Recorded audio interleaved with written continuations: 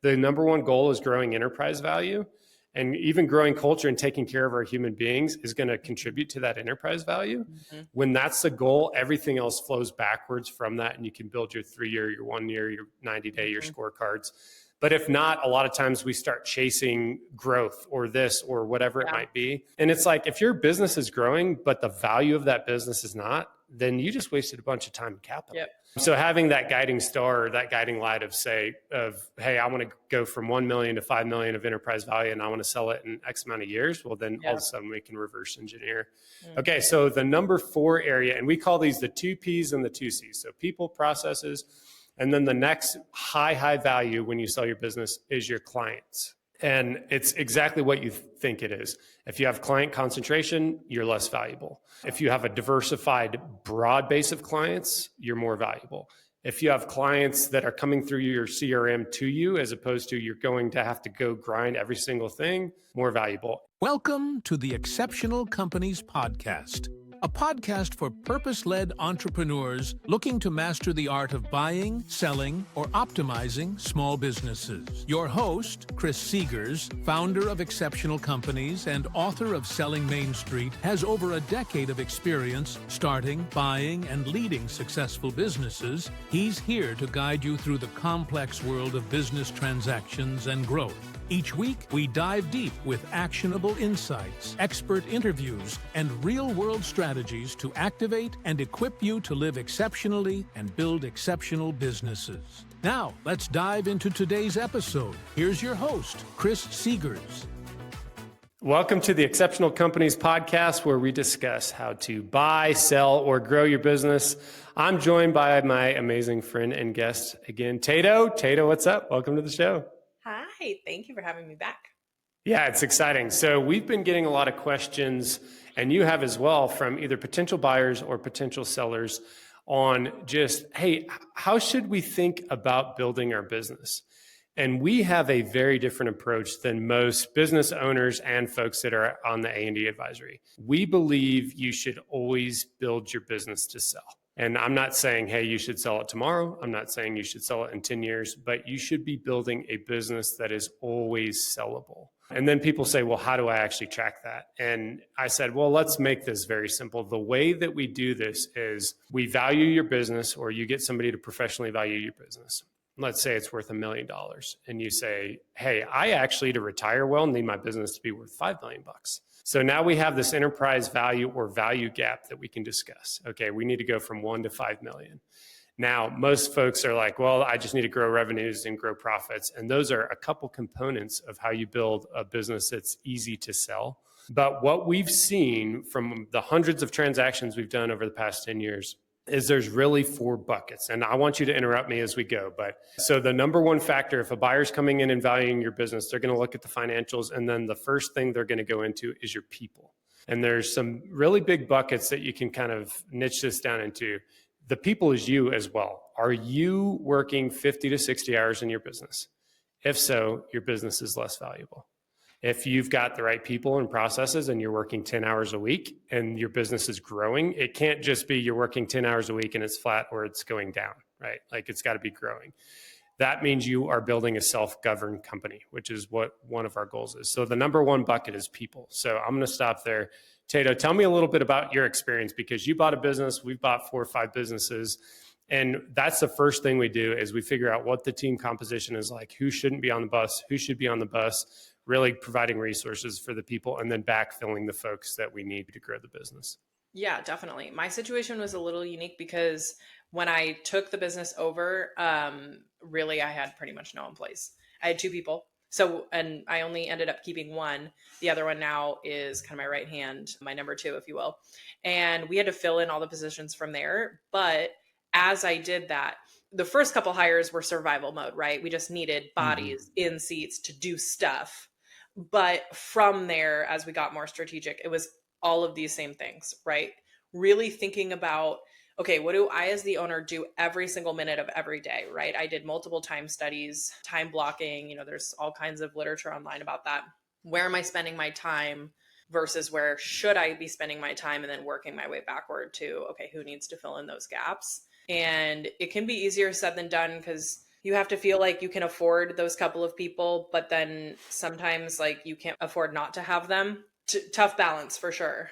But that was one of the first super noticeable changes I saw in turning the business around, was exactly what you're just describing, like filling in who is needed where and why so that I can go do XYZ more elevated thing. Yep. And I would say too, you and I have talked about this, be very okay as a business owner with the seasons of survive to Yes. thrive. Yes. Right. So the survive might be the first 2 years of your business where you're just like, hey, we've got to get this thing profitable. We have to get the right people in the seats. And then you're going to start getting capacity back. And that's when you're heading towards this thrive model. And the thrive model is what we're saying is where you can really build enterprise value, and you're building this thing to sell and to always be sellable. But in survive, you're not thinking this way. So I want to clarify that. So the first bucket on the business value, enterprise value, is your people. The second bucket is your processes. And those, correlate well. So if you've got great people, you can have a great business, honestly, with pretty crummy processes. They'll figure it out. But if you have great people and then great processes, all of a sudden the capacity of the team is coming up. And I can't remember who had this quote, but there's a quote basically that says these process, it might be in Traction, the EOS system that we use, the processes should be written, understood, and abided by all. Not just like, hey, our sales process is this and our estimating process, but it's like, hey, this is literally digitized and it's followed by the estimator. The estimator knows exactly when a lead comes in, this is exactly how it flows through. This is the amount of time you're tracking it, et cetera. So people and processes are two big buckets of value that when we have a sell side client and they say, I want to go from 1 to 5 million, these are two areas we're going to focus on initially and say, hey, how good's the quality of your team? Are there folks we need to hire? How many hours are you working? And then are your processes digitized? I will say out of all the clients we've worked with, I have never had one that's like had great processes where they're like, yeah, they're all written. Here's our guidebook and everybody's following them. It's like, well, yeah, we got this spreadsheet and that's where our sales thing is. And I'm not really sure where that's held. And so the process piece, and we like using EOS, not because it's better than any other system, but it's widely known. Yeah. So if we have a seller and we can get them to use EOS for a couple years, and then when we sell that business for them, I can go to a buyer and say, hey, they've been running EOS. And so all of their cadence of meetings, here's their 3-year plan, their 1-year plan, here's their processes, here's their scorecards, here's their org chart or accountability chart. That value, people will pay you a lot more for that business when I can just basically give them the operating manual and say, hey, they're doing this amount of revenue and profit, and here's the 3-year look. All you need to do is do the things that are in the thing. So any comments on the process piece side of it, Tato? Because I know that for you has been tough, and for us it is too. In my opinion, of all the subjects we're going to touch today, I think that is the toughest. Creating anything from scratch is really tough, right? And for me, you have to create a process once you have a process, or you have to detail out a process once you have a process, but you have to create the process. And then the process has to be a good one, right? Well, that comes from trial and error. So there's so much chicken or egg. You have to start somewhere. And so you cannot wait for you to have perfect processes before doing this. You can't. You have to start somewhere. And sometimes I think in detailing out your process, you actually find what's broken, right? 100%. And so it's an amazing exercise no matter what. But it's sort of a fluid and ongoing thing, right? You have to create the foundation for sure, but your processes are always changing, at least to some extent, maybe not like night and day, right? But you're always fine tuning, et cetera. And so, your team members just have to be committed to just consistently updating, refining, et cetera. Yeah. And I think that's one of our core values is growth mindset. And the reason is because we're always iterating on this stuff. We get our process dialed in and we're like, okay, this is really good. And then we get some new data and we're like, actually, this could be way better. We're retooling our entire CRM process for all of our businesses. And it will be 100x better than what we have right now. And our system is pretty good right now. And so you've got to have team members that aren't that are okay with that, because it's exhausting. You're like, hey guys, we were really good And we did this whole thing last year, but now to be the greatest, we're going to do it this way. People that are growth minded are like, awesome. Thanks for coaching. Thanks for like, I want to get better. I want to be the best at what I be.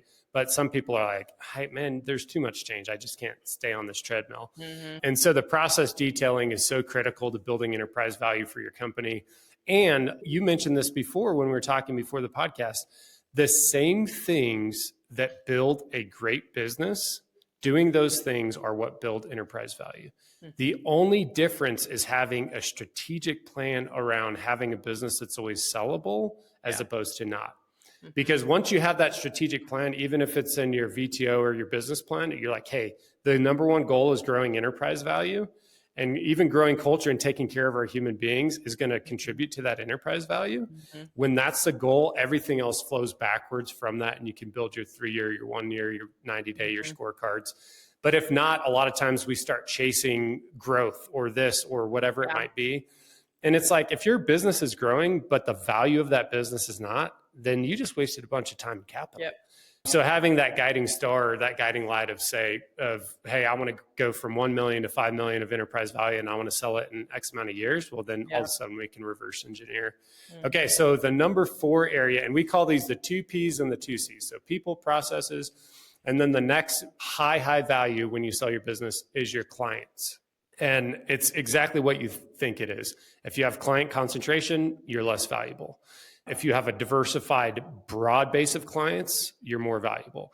If you have clients that are coming through your CRM to you, as opposed to you're going to have to go grind every single thing, more valuable. If every one of those client sales is higher, right? Like, hey, you're selling a $10,000 item as opposed to a $250 item, more valuable. And so a lot of times we do a lot of work in the trades. So HVAC, plumbing, drywall, insulation, anything touching real estate. And a lot of these folks come to us and they're like, our business is worth so much. We've got these 5 amazing GCs that we work with, and I've worked with them for 20 years. And I'm like, that's awesome. They're your buddies. You have loyalty to them. But when a new owner comes in, who's a 40-year-old person that may have been in the space, but doesn't have that relationship, and you have 5 companies creating all the value for your business, you've got a concentration issue.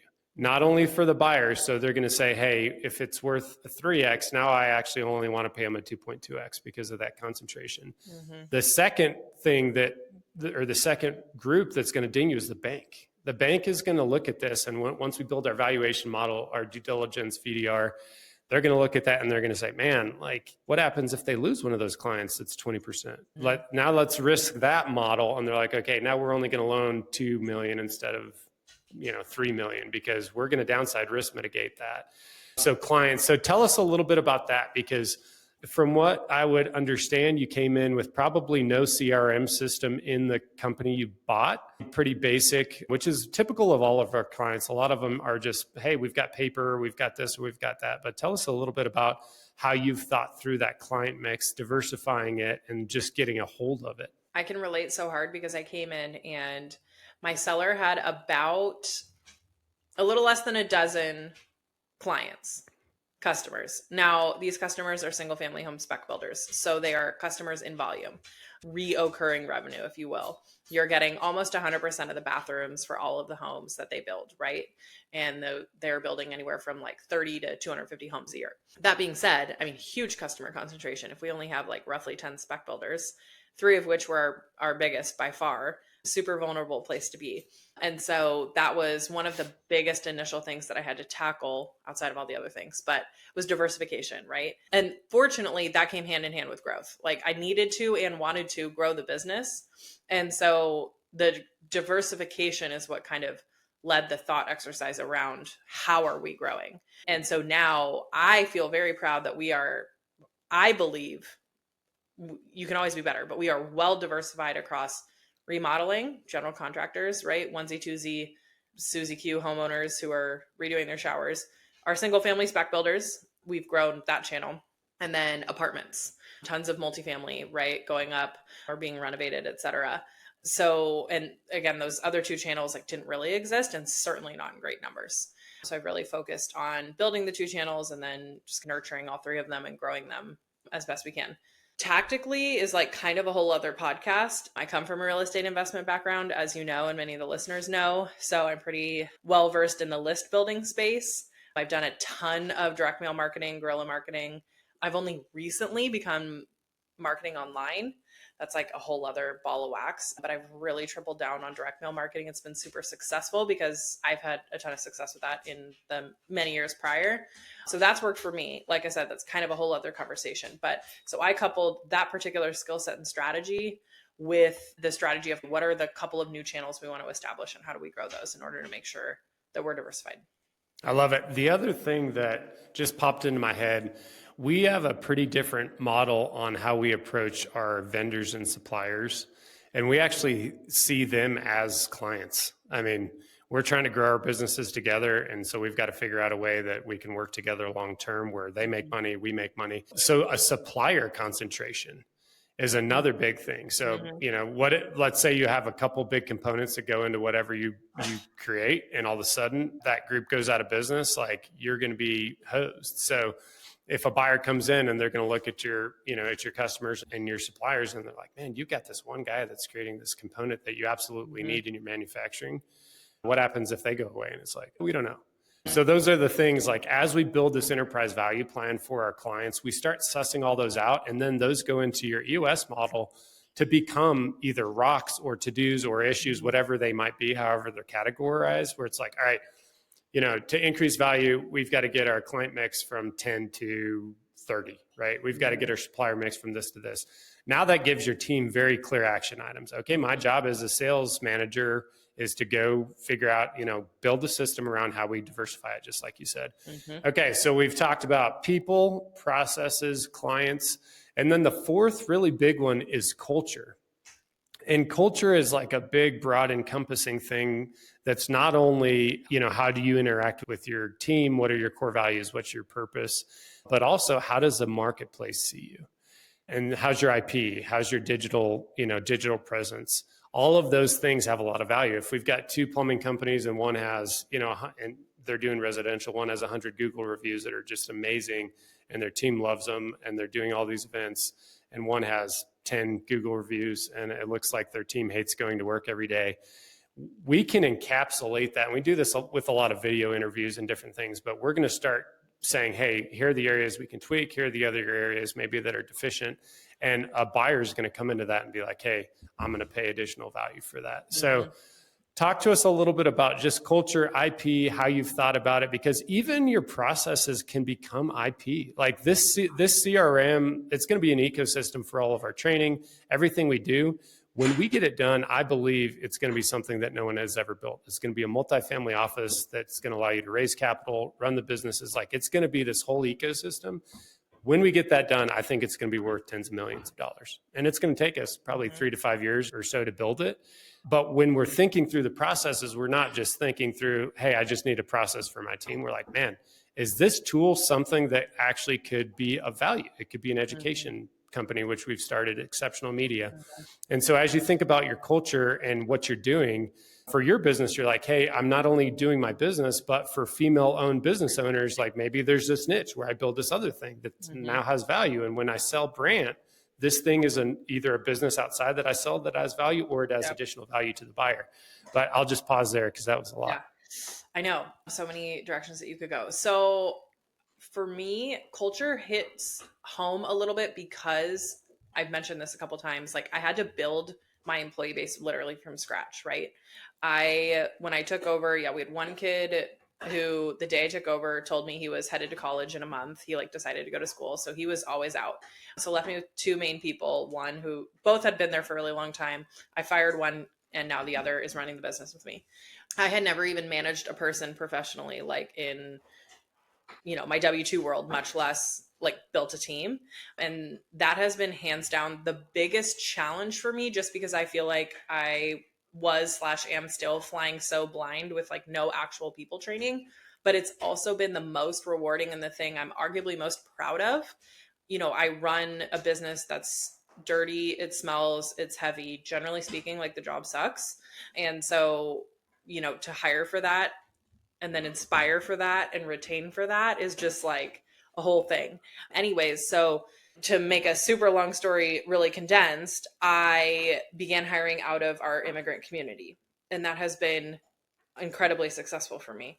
And what's unique about it is that I don't speak the same language as every person who works for me. We now have, one bilingual person on site, on staff, and she's in our office. And so she's really tasked with kind of like bridging the office and the production workers. But I have now found and retained people who have worked for me for anywhere between 1 and 3 years. Mm-hmm. We don't even speak the same language, but it's because I was able to build a place of work that, despite all of the undesirable circumstances, was a place that people who are brand new to the country, don't know anything, could come and be valued as humans and feel like they had a place they could stay for a really long time, obviously, so long as they did an okay job. And that can be extrapolated to all different kinds of use cases and other examples across companies, right? People just want to show up to a place that they're proud to show up to, be a part of something that makes them feel fulfilled in some way, whether it's like, you let laughs happen out on the production floor, right? Mm. Or, a funny YouTube video, like go around the production floor when you really shouldn't be on your phone, like little things like that, up to bigger things. That's, having employees watch your business grow and they know they're a part of it, being a part of process, iteration that you've described, and everything in between. So that particular piece definitely hits home for me because it was essential to my initial survival and then my growth plan. It was something I didn't have any answers to at all and just had to find myself, and found them in a very unique place. I love that. And you're a visionary. You cast great vision. And there's a Bible verse that says something along the lines of, where there's no vision, the people perish. People love to get behind somebody who's got mm-hmm. a bigger view of life than they do. Mm-hmm. And that's really how we've had success. Is our mission is to activate and equip others to live exceptional lives. When we hire somebody or are looking to hire somebody, I'm like, hey, just so you know, we have a blueprint for an exceptional life, which is a curriculum to show you, if you want to, how to be successful in all areas of your life, your faith, your family, your fitness, your finances, your career. We've got a blueprint for our business. So you can ask any other employer, hey, where are you going in 3 years? Most of them will say, I don't know. I can tell you exactly where we're going in 3 years. Mm-hmm. And then we have a blueprint for exceptional wealth, which is part of our financial advisory and wealth side, which is literally like, hey, do you have a business plan for your wealth? No. If you don't, you need it. We can't, like everybody that thinks, hey, we're just going to retire well. If you're in a W-2 position, most of you guys are not going to be able to. But you need a plan for that. You need to know right now, what do I need to retire? And then how far am I? And then build a blueprint to get there. And that's where, so as we think about building businesses to sell, people always ask me, hey, where do we start? I said, first of all, do you know what your business is worth? Pretty much. I have not had one person tell me, yes, I do. I know exactly what it's worth. Or I've had it valued, on a quarterly or every 6 month basis. I'm like, we start there. Let's value your business. And then we do a business readiness assessment, which is basically, and this is part of, we're certified exit planning advisors. This is part of some of their curriculum and some of the stuff that we've done. But essentially, hey, how ready is your business to sell? Then we do a personal readiness assessment. How ready are you to sell? And then we start mapping out, okay, like you've got a wealth gap. You need 5 million to retire. And with everything, including your business, you've got 3.5 million. You need 1.5 million more. Your liquid assets aren't going to get you there, right? You're either going to make up that gap with real estate or business. Those are the only two big levers that I've found in life that actually can help people grow wealth. And so, okay, what's the plan? Well, I don't buy real estate. Okay, cool. So we need your business to be worth $1.5 million more. Now we have a plan. We don't necessarily have the timeline of how long that's going to take, but let's start mapping out that plan. And then when you get to the point where, I've got $5 million and that's what it's going to take to retire, then every quarter, and you and I talked about this, when you build this plan, every quarter you look at the value of your business, which is very easy to understand once you have a valuation done, and you say, do I keep building because I love it and I want to keep going, or do I sell? Do I keep building or I sell?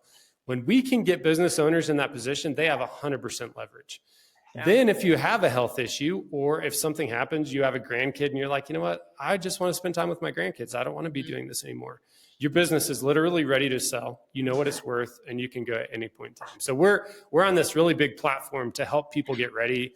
And most of them, they might be 3 to 5 years out. And I'm like, hey, let's sit down and let's talk through this, because if you talk through it now, In 3 to 5 years, you're going to know exactly what your business is worth or within margin, and you're going to be ready to sell it. Yeah. If you wait till 5 years, you're not going to know what it's worth, and it's not going to be ready to sell, and you've got a whole nother lag to that. So My dog has decided to chew the loudest bone known to man. I was wondering what that was. I thought your husband maybe was making some like mac and cheese or something in the kitchen. I've kicked him multiple times with no success. So hopefully someone can just pull that audio thread right out. No, we're going to just keep it in there. You know, we like it to be realistic. This is real life here. Like he had the whole day while I was at the shop to do this. No, they got to do it right when you're ready to go. Do you like what you hear so far? Make sure you never miss an episode by clicking the subscribe button now and check out our website, www.excoadvisors.com. This podcast is made possible by listeners like you. Thank you for your support. Now, back to the show. Okay, so thinking about that process, Tato, and even for you, because in different businesses we buy, we're like, oh man, what is like, did we value the business? Okay, let's get the valuation. And then, hey, what is our goal? Some of our businesses, like the majority of our businesses, we want to own forever.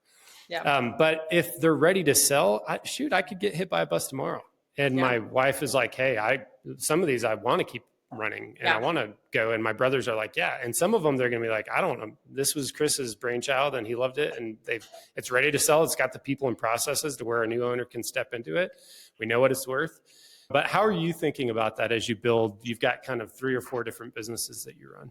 So I'm definitely not nearly as sophisticated as I should be. Like this podcast was for my own self just as much as it was for all of the listeners, because it's something that I could be, and I'm sure most other people could be, just so much better at, so much better. With that being said, I do try to, at a minimum, when I'm faced with a decision, try to think, am I going to make a choice that's relying on me or not relying on me? And it's easier said than done, especially when I'm like a super control freak. A lot of high achievers are, but I try to have that frame of mind of, am I making this decision in the best interest of the business in the long term? Or just of myself? Those two don't always go hand in hand, right? And again, as I continue to hire either new positions and or continue to grow people in the positions that they're in, how am I documenting what their responsibilities are, right?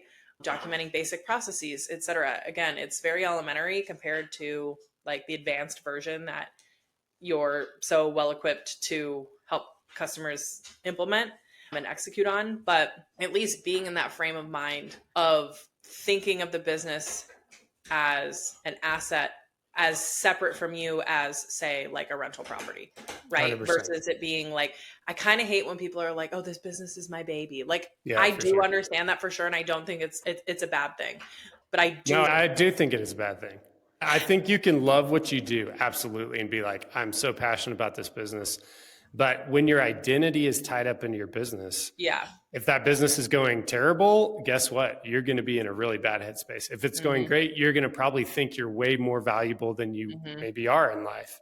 And so I do think it's really important to say, hey, my identity is Chris Seekers. I'm a follower of Jesus. I'm a great husband to my wife. I'm a great, like, here are the things that I identify with. Yeah. I am awesome at business and I want to run great businesses, but that's not my identity. When we have a good or bad year, it's kind of like, well, yeah, this is annoying if it's bad, or this is great if it's good. But I do think building enterprise value, actually, that is a great, I didn't even think about this, but this is a great demarcation point. Lifestyle business versus value business. Lifestyle business is, this is my passion, this and that and the other, and it involves you and it requires you. Value creation business that's sellable are not those things. And like I said, you can still be I love what we do. I'm going to work till I'm 90. And I'm going to keep working in these businesses and on these businesses, but I'm going to have them be to where they don't require me. And that's where a new buyer is going to come in and be like, hey, that's awesome. So I love it. The other thing too, that I'll we've kind of run to about the length that you had time for, but on the processes, I'll close with this. Don't overcomplicate processes. If you don't know what it is, for example, like we're mapping out the CRM process on a whiteboard, but one of the first steps we do often now is get on to ChatGPT or some AI platform and say, hey, ChatGPT, write me out a CRM process for a sales-based company. Yeah. And it's like, it's going to be 80% right, honestly. And it's going to have a ton of things that you didn't think about. And then you take that and you build it for your business. Or, hey, write me out an estimation process for a manufacturing company. This is such a pervasive theme across entrepreneurship. I truly believe that if I had to choose one single differentiator between entrepreneurs who will succeed and entrepreneurs who will either never get started or they'll give up, is just starting somewhere. Yeah, for sure. Just start somewhere. And that's exactly what you're saying. Like you 100%. Even if you open a Word doc and the process is get to work, sit down, eat banana, go pee, leave, like whatever you started, For sure. 100%. And even like get it started and set it aside. I've had this blueprinting idea for like 5 years. And we're getting almost done with it now, but there was like a 6-month period where I didn't touch it. But I knew like, hey, I've got this document that's capturing all the things in the workflows, and I'm going to come back to it. Just start, like you said, and put a little into it. And then if it's like, hey, I don't have capacity to do this, let's do this. I'm releasing my second book, Buying Main Street, in June. And I know it's super exciting. And it's way better than my first book. I feel like every time you iterate, it's even better. And you're in this one, so I'll send you a copy because there's a story that's totally about you, and it's really complimentary, so you could use it. But anyways, like I wrote the entire book, and then my editor edited it and was like, hey, I need you to get this back to me within a week so we can be on schedule. And like, I just had zero capacity, zero mental energy for it. And I sat on it for 2 months. And I told her, I said, hey, I just got to press pause. Like, I'm not in the space to do this in a way that's going to actually create a great book. So anyways, Tato, thanks for coming in and being on the podcast again. To all of our listeners, build your businesses to always be sellable. And we're excited to have you back here in a month or so. Thank you so much. Thanks for joining us this week on the Exceptional Companies Podcast. Make sure to subscribe to the show on iTunes, Spotify, YouTube, or via RSS so you'll never miss a show. While you're at it, if you found value in this show, we'd appreciate a rating on iTunes, or if you'd simply tell a friend about the show, that would help us out too. If you liked this show, please reach out through our website, www.excoadvisors.com, for free tools to order a copy of Selling Main Street, or to sign up for our free webinar on how to sell your Main Street business.